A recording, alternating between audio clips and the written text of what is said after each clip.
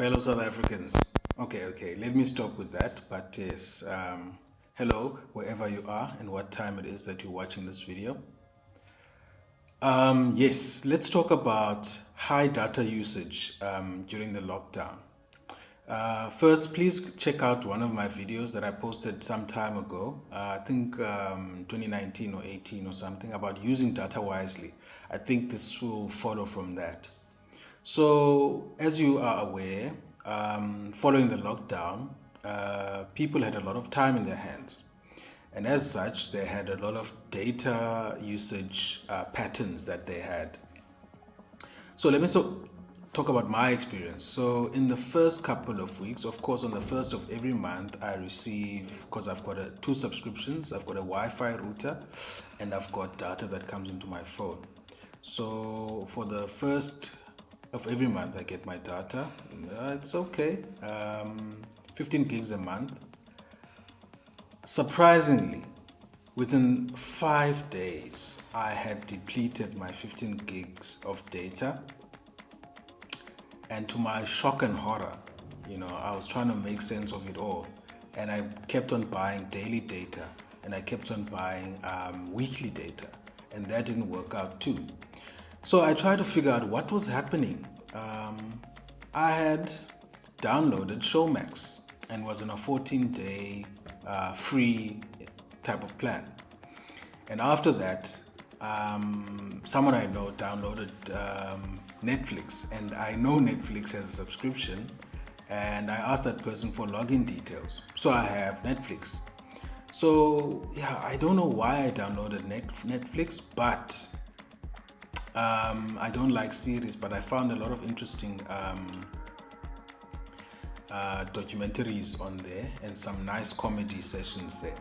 So suffice to say that I'm not talking about entertainment here. As you know, this is a life coaching type of channel, and then HR from an HR perspective.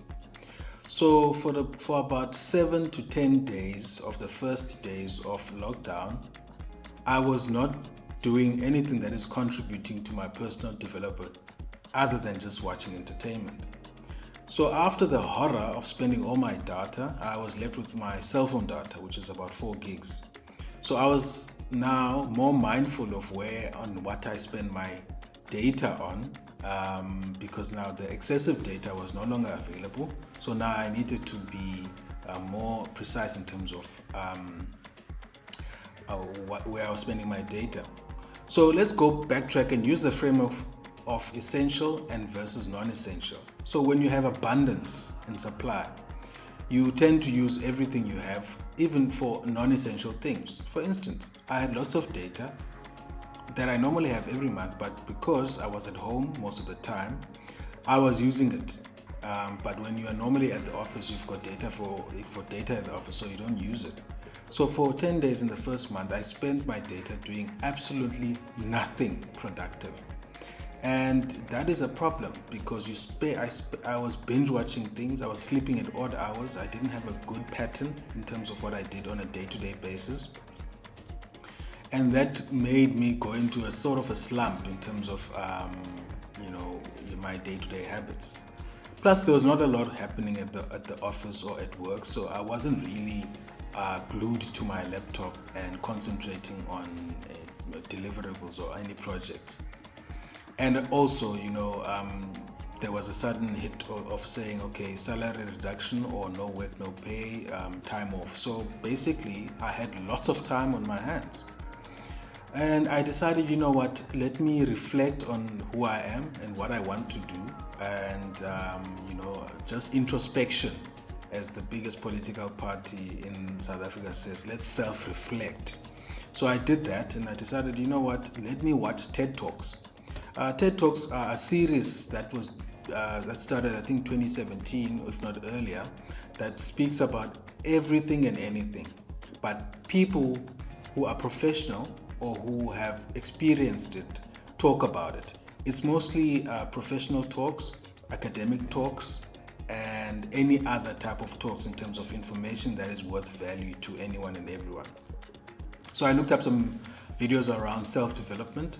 As you know, South Africa, under the lockdown, and pre-lockdown, is going under a lot of unemployment and etc. And now the COVID-19 has exacerbated the unemployment rate in the country. Therefore, when you've been in the industry for some time, as I am, you will see that there are telltale signs of possible restructuring, and which could result in retrenchments. So you could see the writing on the wall. So I was like, okay, if this should happen, what would I do, or what would my next move be?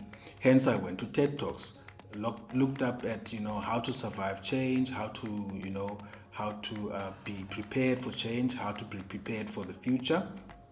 Also, just check out another video that I have made earlier on how to future-proof yourself. Are you ready for the future? So it's one of the videos that I posted some time ago. Please have a look at it and see if you like it there. So yes, now the change is here. It's no longer 4IR. We already know what 4IR is. It's a health type of change, and it has resulted in a huge impact in business and education and employment. So with the limited data that I have, I was upskilling myself in terms of watching what to expect, in the jobs front. We know that South Africa in the first quarter had an unemployment rate of 29%, and statistics show that we're heading towards 50% of not the expanded but the general unemployment rate, because the expanded rate was not 29, and it included also those who were discouraged. So it was sitting at 34% already.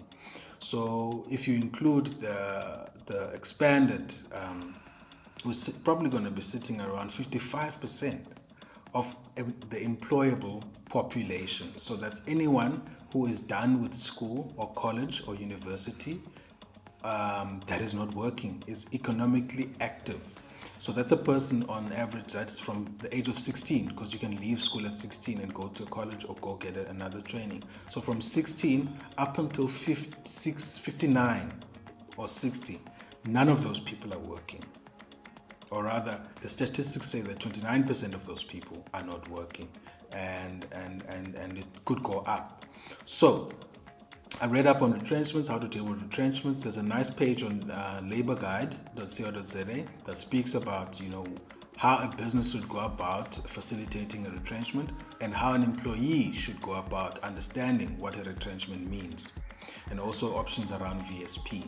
Then I went into, some newspaper outlets, news channels that spoke about South Africa's unemployment and retrenchment, and how to survive retrenchments if you've been affected, and all those things, because it's important to upskill yourself, to make yourself aware of what is happening, so that you are able to be well prepared should that eventuality hit. So for some of us who are planners, we are very frustrated because our plans are not going according to plan, but procrastinators are happy because everything can be done tomorrow. So yes, I would urge us to, be mindful of the reality that we're having amidst the times of the lockdown and the coronavirus, that jobs will be affected. So how do you go about then? Now that you've equipped yourself with regards to how to understand restructuring and retrenchments, if you are retrenched, you will receive a form called the UI-19, which is an unemployment insurance fund form for you to be able to draw unemployment. Remember, in 2018, the unemployment period was extended from 6 months to 12 months. So if you are retrenched or you are unemployed where you were previously employed and are unable to draw an income, you can then use your UI-19 form, which you will get from your employer, to submit to the Department of Labor through to the UIF, so that you are able to draw unemployment for a period of up to 12 months until you are able to get employed. So usually people who are off work due to retrenchment or unpaid leave or pregnancy, etc., they can draw that money from there. Also, you might need to update your CV. I mean, it goes without saying, because you're going to be in the job market now. You're going to have to start looking for jobs. So update your CV, get a LinkedIn profile if you don't have one, so that you are able to be seen. And also, take a regular login. Rather, stop logging in on Facebook and Twitter. Log in on LinkedIn, so that you can read up on things and share important information in your field, and also network with the people that you are connected with. If you're not connected with anyone, follow people and reach out to them, etc. Then, job search strategy, and I think most people know this. Also, you can check out one of my videos that I posted some time ago about job searching and using your data wisely. Yes, the job sites have not changed. It's pnet.co.za, careerjunction.co.za, careers24.co.za, indeed.co.za, and LinkedIn jobs. Quite helpful, quite beneficial if you're looking for opportunities in your area. There's a slump in the market now. No one is employing, but give it 3 to 6 months, and then you should be able to bounce back. So I will urge everyone to please use your data wisely, use these job search strategies in order for you to be able to be more employable in the market. If you don't know how to do a CV, check out another video that I have there. It's called CV preparation. It's explained in isiXhosa, which is quite nice, because most people don't understand what some of the big terms mean in a CV, or rather people who speak isiXhosa. So I've managed to do that. But for everyone else who speak English, you can just search it online, and then you can just shoot right ahead. Okay, hundreds. Now, I hope you have spent your data wisely, and you have learned something from this video. I would appreciate it if you could like it, or share it, or subscribe to the channel. It's not a big channel. I don't post often, but when I do, it means a lot. Okay? All right. Be brave enough to start a conversation that matters, and I'll see you next time, and cheerio.